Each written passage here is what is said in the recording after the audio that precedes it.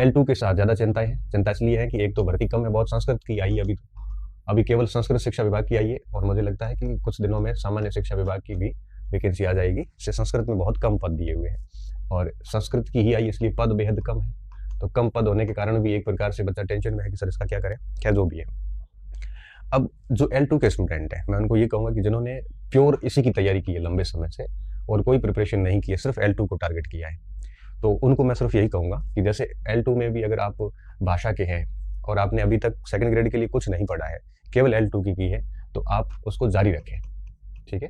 और L2 देने के बाद में आप सेकंड ग्रेड की तैयारी शुरू कर देना, अभी नहीं, जनवरी के बाद करना। अभी आपने L2 की है तो आप फर्स्ट ग्रेड के लायक नहीं, क्योंकि यहाँ फॉर्म डाल देना, बाद में मौका मिलेगा तो उस हिसाब से देख लेंगे।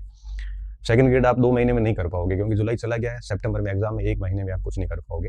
तो L2 के बच्चे को L2 की करनी चाहिए इस समय। अगर आपने सेकंड ग्रेड नहीं की है तो आप इस समय, मुझे लगता है, सेकंड ग्रेड या फर्स्ट ग्रेड पे अपना समय खराब नहीं करें और L2 के ऊपर चलते रहें। अब जो पद है उसको स्वीकार करें और पढ़ते रहें, और कोई ऑप्शन नहीं है आपके पास में। तो जिन बच्चों ने L2 की तैयारी की है, केवल L2 की, उसके लिए किसी भी प्रकार की समस्या नहीं है, वो अपनी तैयारी को निरंतर जारी रखें और सेकंड ग्रेड और फर्स्ट ग्रेड के फॉर्म डाल देना, लेकिन डाइवर्ट नहीं होना है। और L2 का पेपर देने के बाद में आपको लग जाए कि अब मुझे सेकंड ग्रेड की करनी चाहिए तो सेकंड ग्रेड की करना, और अगर आपको लगे कि नहीं मैं फर्स्ट ग्रेड की करूँगा, L2 में मेरा हो जाएगा, तो आप है वो फर्स्ट ग्रेड की ओर जाना, मगर कब? एग्जाम के बाद। अभी आप फॉर्म भर के छोड़ दो और अपनी तैयारी जारी रखो। अब बात आती है तीसरा वर्ग। तीसरा वर्ग है आपके वरिष्ठ अध्यापक, जैसे अपन ग्रेड 2 कह रहे हैं। इनको भी बिल्कुल दिक्कत नहीं है, क्योंकि L2 ग्रेड 2 के अंदर आपको पता है सितंबर में एग्जाम है, और जिस स्टूडेंट ने प्योर सेकंड ग्रेड की ही तैयारी की है और लगातार वो सेकंड ग्रेड की ही कर रहा है, तो मुझे लगता है कि उसको आपके सितंबर का पेपर ढंग से दे देना चाहिए सेकंड ग्रेड का, और देने के बाद में फिर आपको L2 का दे देना चाहिए, क्योंकि सेकंड ग्रेड L2 का सिलेबस बहुत कॉमन है। और ये 2 देने के बाद में फिर वापस आप सेकंड ग्रेड पे लग जाना, जो कि आपके अब आगे कब होगा इसका अपन कुछ अभी कह नहीं सकते, परंतु मुझे जहाँ तक लगता है 3 वैकेंसी है, एक पेपर तो फरवरी में हो जाएगा, ठीक है, एक ये लोग अप्रैल में करवा देंगे और एक मई जून में हो जाएगा। अब मेरा यूं मानना है कि एक फरवरी में होगा, एक अप्रैल में होगा, एक मई जून में होगा। अब ये एक अनुमान है, देखो आप ये मत मेरे ऊपर सवार मत होना बाद में कि सर आपने तो ये कहा था। अब आजकल क्या है कि जो मास्टर कहते हैं वो होता नहीं है। ये भर्ती वाला पता नहीं कैसे हो गया, लोगों ने बात वायरल कर ली और चल गई। बाकी इन दिनों ये स्थितियां हैं कि जो हम लोग कहते हैं वो बातें उल्टी होती है, इसलिए हम कहने से बच रहे हैं। फिर भी अनुमान मोटा मोटा आपको बता एक डिसीजन लेने में मदद होगा, क्योंकि देखो दिसंबर तक तो हो नहीं सकती परीक्षा, जनवरी के अंदर आपकी SI की L1 की परीक्षा, L2 की परीक्षा है, हो नहीं सकती, फिर फरवरी बचा, मार्च में बोर्ड की एग्जाम है, हो नहीं सकता, फिर बचा अप्रैल, उसके बाद में मई जून के अंदर छुट्टियां हैं, तो उसमें हो जाएगी ये दोनों पेपर। अब 3 बड़ी भर्तियां और ये पेपर है। अब मुझे लगता है अप्रैल में SI करवा सकते हैं, क्यों? क्योंकि अप्रैल में ज़्यादा दिन मिलते नहीं है, 1-2 दिन ही मिलेंगे इनको, तो ऐसा ही हो सकता है। और मई जून में जहाँ तक मुझे लग रहा है सेकंड ग्रेड या फर्स्ट ग्रेड में एक परीक्षा मई जून में होगी, कौन सी हो सकती है अब इसके बारे में हम इतना ज़्यादा तो नहीं कह सकते, परंतु मुझे यूँ लग रहा है कि फर्स्ट ग्रेड की परीक्षा ये हो सकता है फरवरी में करवा दे, हो सकता है। देखो ऐसा कुछ अनुमान लगाया जा सकता है कि फरवरी में सेकंड ग्रेड फर्स्ट ग्रेड करवा दें, उसके बाद में मई जून में सेकंड ग्रेड करवा देंगे। फरवरी में सेकंड ग्रेड क्यों नहीं करवा सकते? करवा तो सकते हैं, परंतु चूंकि जनवरी में अध्यापक की परीक्षा है तो उनको इतना प्रॉपर टाइम नहीं मिलेगा, तो हो सकता है कि नहीं भी हो, अधिकतम ये हो सकता है। वैसे ये 8-10 दिन के अंदर आपके सिलेबस जो शेड्यूल है ये जारी कर देंगे, तो ये मुझे लग रहा है कि ये कहानी पूरी है।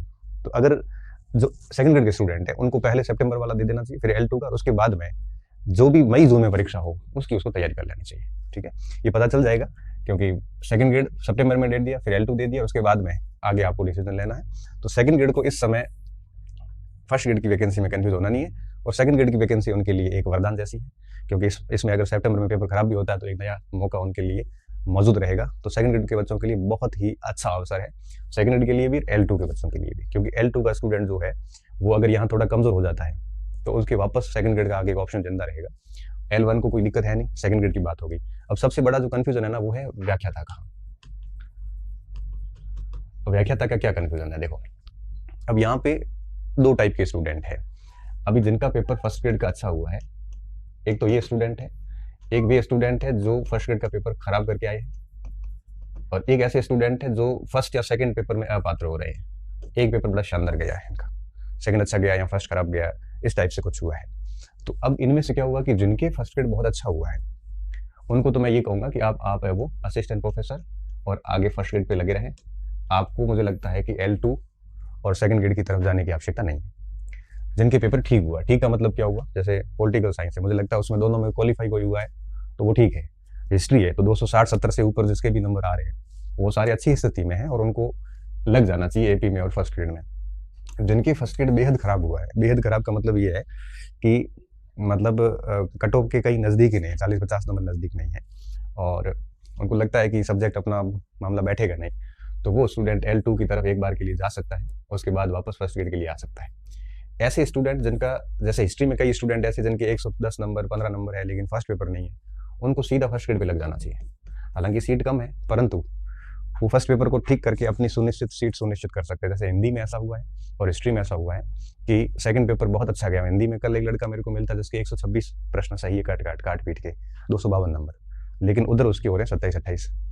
तो ऐसे जो स्टूडेंट है जिनका सेकंड बहुत शानदार गया लेकिन फर्स्ट पेपर खराब हो गया, उन स्टूडेंट को मैं ये कहूँगा जो आप अपात्र, यानी इसको अपात्र की जगह अपन लिख सकते हैं कि 40% पार नहीं हुए जिनके, वो स्टूडेंट आपके फर्स्ट ग्रेड पे लग जाएंगे तो ठीक है, क्योंकि ये अपनी फर्स्ट की कमियों को दूर करके अपना सिलेक्शन सुनिश्चित कर सकते हैं।